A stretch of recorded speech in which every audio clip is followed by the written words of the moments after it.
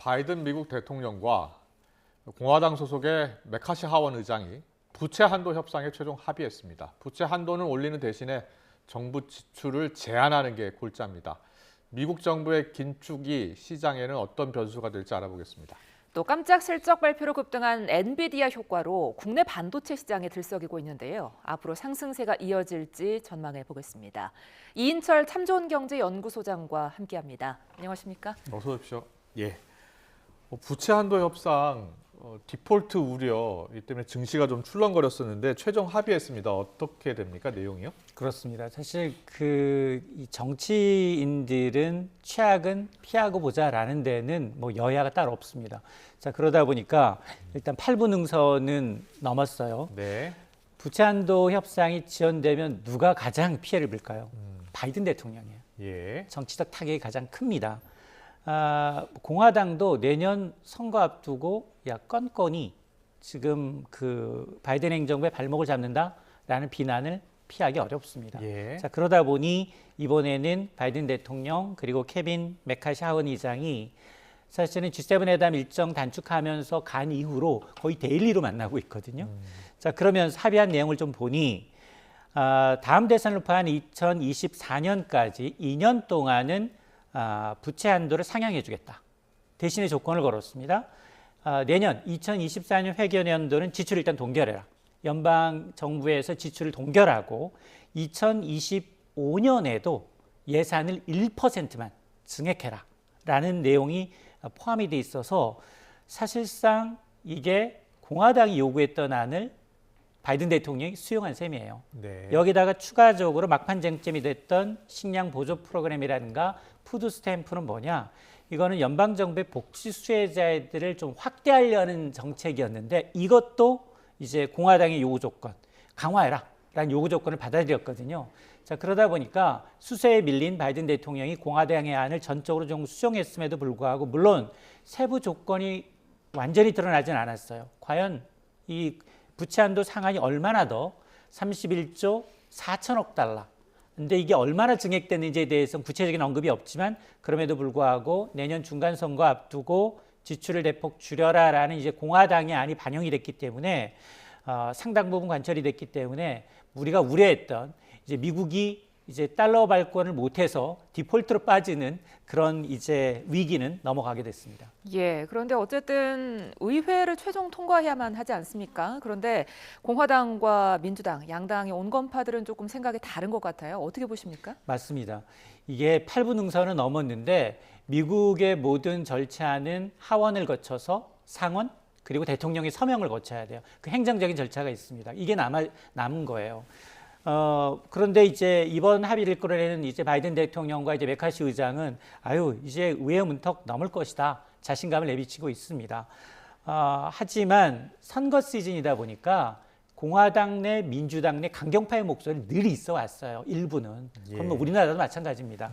자, 그러다 보니까 미국도 상원은 민주당이 다수당이에요. 100명 가운데 51명이 민주당이거든요. 바이든 행정부의 민주당인데 그러나 하원은 다릅니다. 435명의 하원 의원 가운데 지금 민주당은 213석에 불과하기 때문에 공화당이 다수석이에요. 자, 그러다 보니까 이거 반대파 설득 못하면 어떻게 되지? 이런 우려가 있는데 네. 저는 개인적으로 그럴 가능성은 상당히 낮다. 왜냐하면 이게 부결되면 정치 생명이 끝나요. 그렇기 때문에 지금 신용평가사가 거의 뭐 쌍심지를 켜고 이번 협상 D-Day를 넘겨가는지를 지켜보고 있거든요. 예. 이미 피치사는 부정적 신용등급 전망으로 이제 관찰 대상으로 미국을 평가절하하고 있는 상황이기 때문에 지금 아마 미국도 지금 29일은 메모리얼 데이, 현충일에 준하는 공휴일이어서 휴장입니다. 그래서 72시간이 지난 아마 31일 하원 추인 절차에 들어갈 텐데 아마 지금 당초 이게 좀 협상이 지연되면 자넷 옐렌 재무장관이 엑스데이트, 디폴트 시한을 6월 1일로 못 박았지만 사실 미 재무부가 요거를 채무를 조정하면서 지출을 조정하면서 5일로 디폴트 시한을 수정했기 때문에 이 5일 D-Day를 넘기지는 않을 것으로 보입니다. 네. 일단 무난히 통과할 것으로 이렇게 예상하셨는데요.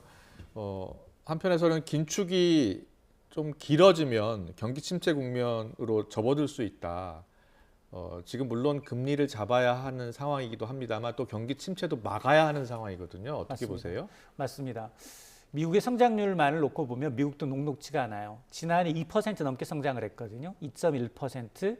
올해는 반토막이 나요.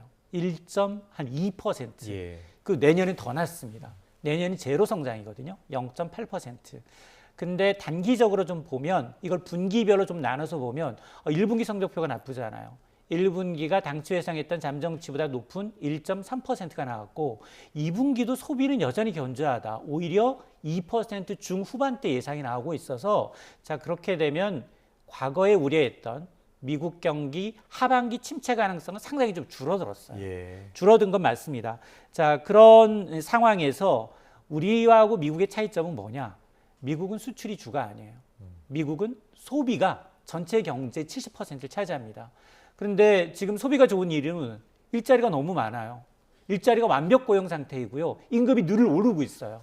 자 그러다 보니까 실제로 지금 그 소비가 차지하는 비중이 워낙 높고 완전 고용 수준이다 보니까 지금 특히나 바이든 행정부가 지금 굉장히 공을 들이고 있는 게 가능하면 재정 정책, 돈을 풀어서 중산층을 좀 두텁게 하겠다는 거예요. 근데 내년에 만에 하나 지금 이제 합의한 대로 내년에는 연방정부의 지출이 제한되잖아요.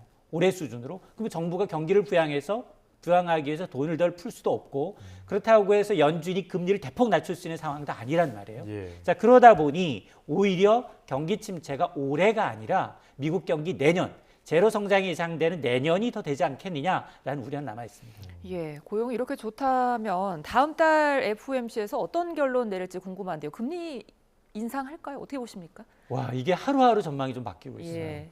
왜냐하면 사실 5월 초에 FMC 회의에서 의사록을 보니 연준 사이언들사에서도 이제 향후 금리를 동결해야 된다 아니면 한 번 더 인상해야 된다는 놓고 탁상 공론을 벌인 거예요.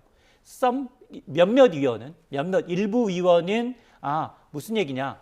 일단 금리를 한 번 더 올려야 된다라는 얘기고 또 several 이 일부 너댓 의원들은 무슨 얘기냐? 경기 감안하면 금융위기 지금 은행 위기 감안하면 오히려 금리를 동결해야 된다는 얘기가 왔었는데 지금 보니까 지난 주말에 발표됐던 연준이 통화정책에서 가장 중요하게 발표되는 PC 개인 소비지출 물가지수가 있는데 예. 이게 월가 예상치를 모두 웃돌았습니다. 자 이러다 보니 지금 지난 4월의 PC 물가지수가 1년 전에 비해서는 4.4%가 올랐는데요. 3월보다도 0.2%포인트 더 높아졌고 월가 전망치를 웃돌고 있습니다. 여기다가 이제 변동성이 큰 에너지 농산품을 뺀 근원 물가지수 역시 근원 PC 물가지수도 1년 전과 비교해서 4.7% 3월보다도 더 높게 나타나고 있거든요. 이러다 보니 이 발표 시점을 토대로 해서 6월에 베이비 스텝 추가적으로 금리를 올릴 것이라는 전망이 우세해졌어요.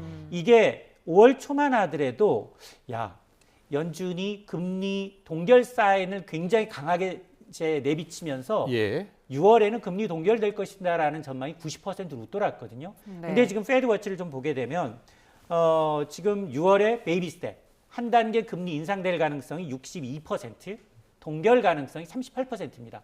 하루 사이 역전돼 버렸어요. 그 얘기는 지금 최근에 이제 은행 위기, 부채 한도 문제가 이제 금융의 시장에 굉장히 압박을 주고 있는데 만에 하나 6월에 동결된다 하더라도 예. 7월에 미국은 금리를 올릴 가능성이 높다는 겁니다. 그러다 보니까 아마 연내 금리 인하 가능성은 상당히 좀 멀어지고 있고 추가적인 금리 인상 가능성이 높아지고 있는 게 사실입니다. 자, 그렇다면 금리를 한 차례 더 올린다. 그럼 우리나라 어떻게 해야 돼요? 지금 우리나라 세 번 연속 동결했잖아요. 맞습니다. 예. 사실은 우리가 전 세계 주요 중앙은행 가운데 예. 가장 먼저 금리를 올리기 시작했어요. 그러니까 이주열 전 총재 당시였죠. 2021년 8월부터 0.5%인 기준금리를 1년 반 새 지금 현재 3.5%까지 올렸잖아요. 그래서 동결도 우리가 가장 빨랐어요.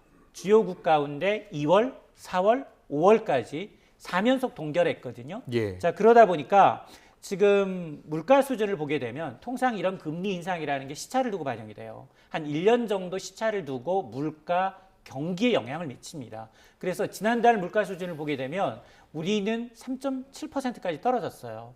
1년 2개월 만에 가장 낮은 수준까지 떨어져 있는 상황이고 기대 인플레이션율도 3% 중반대예요. 그러니까 한은은 지금 한은이 예상했던 경로대로 우리가 물가는 가고 있다라고 보고 있거든요. 예. 그래서 현재 연 3.5% 수준인 금리라면 기준금리라면 충분히 물가 방어가 가능하다라고 보고 있는 것 같아요. 예. 자, 그러다 보니까 지금 한은이 이번 통화 정책에서도 올해 성장률 전망치를 기존의 1.6에서 1.4%로 대폭 낮췄단 말이에요. 예. 근데 한해는 1년에 4번 경제 성장률 전망치를 발표하는데 지난 2월에 이어서 또 낮춘 거예요. 2번이나.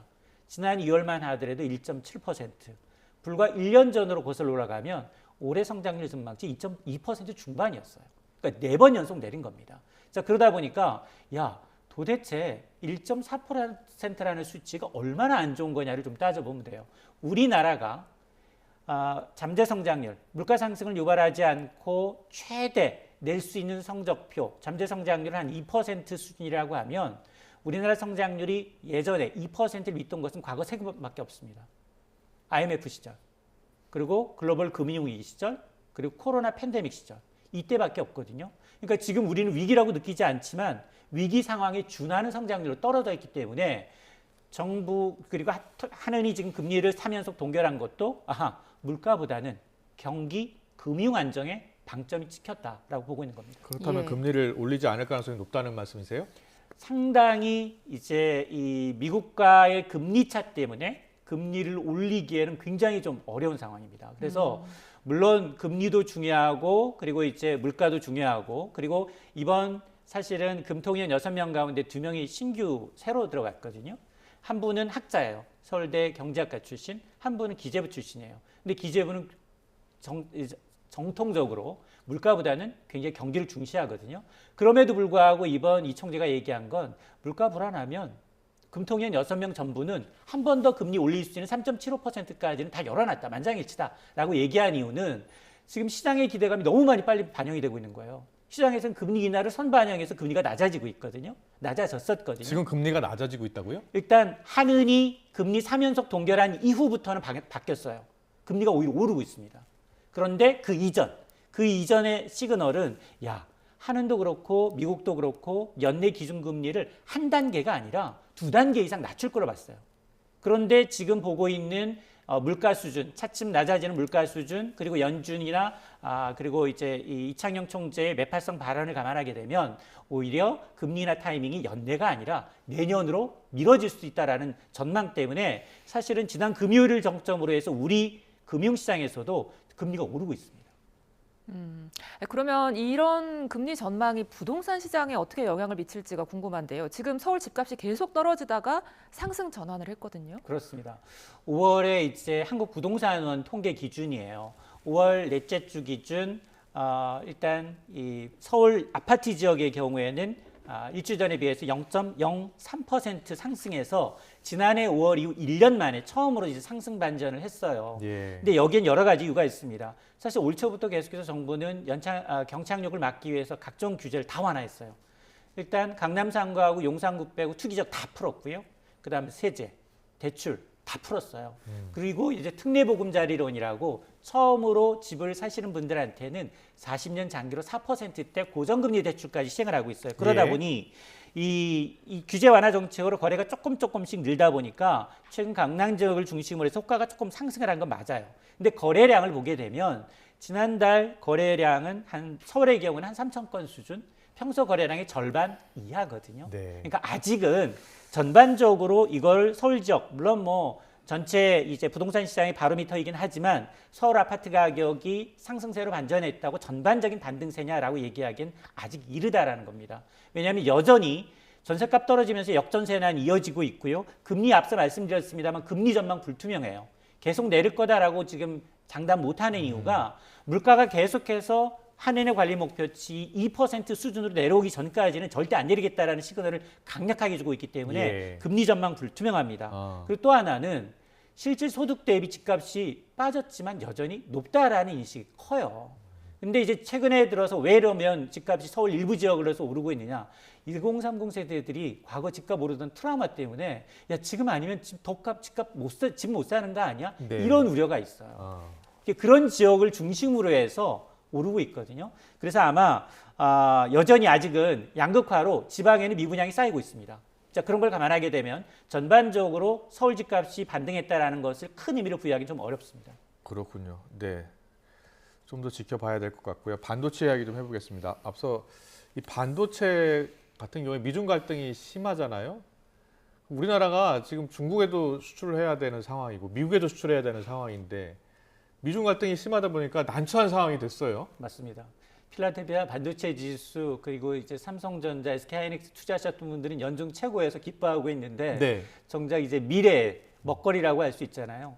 그러니까 삼성이 지금 갖고 있는 반도체 공장, 중국에 있는 반도체 공장, SK가 갖고 있는 중국의 반도체 공장이 오히려 볼모가 돼버렸어요. 아킬레스건처럼 미중이 모두 한쪽은 야 수출하지 마, 한쪽은 좀 더 많이 수출해줘라고 지금 이제 이 압박하고 있는 양상인데요.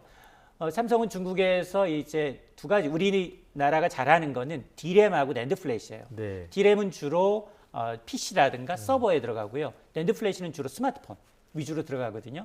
근데 삼성의 경우에는 중국 시장에서 낸드 플래시는 한 40% 정도를 생산해내고 있고, 그리고 이제 SK하이닉스의 경우는 D램의 40%, 낸드의 20%를 중국 공장에서 만드는데 문제는 거기서 만들어진 이 물량을 홍콩과 중국에 팔아야 돼요. 거의 40% 가까이. 예. 그런데 이걸 볼모로 해서 지금 미중이 이제 패권 전쟁을 벌이면서 오히려 이제 우리가 블랙홀 속으로 지금 접어들고 있는 양상인데요. 네, 네. 사실은 이거는 이제 기업풀 문제를 넘어섰어요. 지난해 이제 이 바이든 대통령이 웨이퍼를 들고 나오면서부터 사실은 이 반도체가 전 미래 산업의 쌀이 돼 버렸어요. 가장 기본적인 이걸 누가 패권을 쥐고 있느냐에 따라서 미래 전기차라든가 2차 전지라든가 AI, 인공지능, 빅데이터 다 활용할 수 있는 근거지가 반도체예요. 그러니까 이걸 잡기 위해서 미국도 보조금 줘가면서 다 야, 우리 원천 기술은 갖고 있으니 제조 공장 다 우리한테 와서 지어라고 하는 거고. 예. 자, 이게 지금 너무 심하다라고 해서 동맹인 유럽조차도 유럽연합도 야, 그럼 우리도 따로 반도체 보조금 줄 테니 우리 유럽에 와서 공장 지어. 일본도 해요. 마찬가지거든요. 자, 그런 상황이다 보니 사실은 우리는 지금 전교 1등인 건 맞는데 이걸 횡세를 못 하고 있는 거예요. 우리가 만에 하나 여기서 반도체 공급을 줄이잖아요. 어떤 일이 발생하느냐? 중국도 피해를 봅니다. 중국은 저가 반도체, 범용 반도체라고 해요. 뭐 가전제품이라든가 자동차 뭐 들어가는 범용 제품은 일부 생산이 가능해요. 예. 근데 첨단 제품은 빅3, 이제 삼성전자, SK하이닉스, 마이크론 없이는 만들지 못해요. 그러니까 네. 자기도 피해를 보면서도 마이크론에 대한 제재를 가한 거예요. 근데 문제는 뭐냐? 미국 기업들도 피해를 봐요. 우리가 만약 중국에 수출 안 하게 되면 중국에 있는 애플 공장 그리고 그 전기차 테슬라 공장이 안 돌아갑니다. 자, 그러다 보니 지금 두 국가가 전쟁을 하고 있지만 실질적으로 이제 키를 쥐고 있는 건 우리나라거든요. 그래서 근데 우리나라 기업들이 이제 나서는 게 아니라 정부가 나가서 중재를 해야 돼요. 저기 중요한 질문을 하나 던져야 될 것 같아서요. 예. 반도체 시장이 지금 들썩이고 있어서 앞으로 상세가 이어질 것인지, 그리고 지금 이제 반도체 가격이 다시 반등하기 시작하는 것인지 네. 어떻게 보고 있어요? 일단 그 삼성과 SK하이닉스의 경우에는 전략적 고객들한테 80~90% 물량이 가요. 네. 그러니까 현물에서 파는 건 미미하거든요. 근데 현물 가격이 들썩이고 있는 게 맞아요. 저가 대비 한 5~6%씩 뛰고 있어요. 그렇군요. 근데 그건 예. 시차를 두고 반영이 됩니다. 예. 근데 가장 중요한 건 뭐냐? 1분기, 2분기까지는 안 좋아요. 그런데 지금 외국인들은 3분기 이후, 왜냐? 업계 1인 삼성전자가 1분기부터 감산 시작했거든요. 그랬죠. 예. 그래서 감산 시작하게 되면 고객들은 불안해져요. 내가 재고를 쌓고 있는데 저가에 빨리 사드려야 돼라고 해서 선주문 나올 것이다라는 거예요. 네. 그래서 삼성이나 이제 1, 2, 3위 업체의 감산 요구는 한 석 달 정도 시차를 두게 되면 2분기 말이나 3분기에 가면은 차츰 반도체가 가격이 반등하지 않겠느냐라는 기대감 때문에 외국인이 거의 올해 들어서 삼성전자 거의 10조 몰빵을 하고 있습니다. 그렇군요. 그러다 예. 보니까 지금 얼마나 올랐느냐? 지난해 삼성전자 29% 떨어졌어요. 올해 25% 올랐어요. 지난해 하락폭을 거의 만회했는데 근데 남자분들은 별로 이득을 못 봤어요. 남자분들은 단타에 너무 능해서 그 기다리지를 못해. 예. 근데 여자분들은 그걸 그냥 싸면 싼 대로 물타기라는 거예요. 그래서 여자분들이 오히려 회복하신 분들이 더 많아요. 웃지 마시고요. 네. 본인 얘기인 것 같죠. 아닙니다. 아니고요. 우리나라 이 반도체 투자분들이 너무 많기 때문에 특히 삼성전자 투자분들이 많은데 580만 명. 예. 그 중에 한 분이시죠. 아닙니다. 예. 반도체주 삼성전자 주식 갖고 있지 않습니다. 여기까지 듣겠습니다. 이인철 참좋은경제연구소장과 함께했습니다. 잘 들었습니다.